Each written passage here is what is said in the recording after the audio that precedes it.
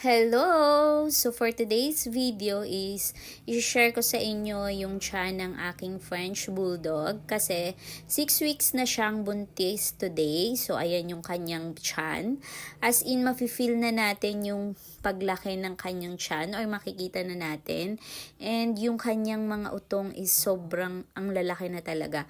Hindi na utong yung malaki, pati yung kanyang dede ay parang nagkakaroon na ng gata. So, yan yung kanyang tiyan, no.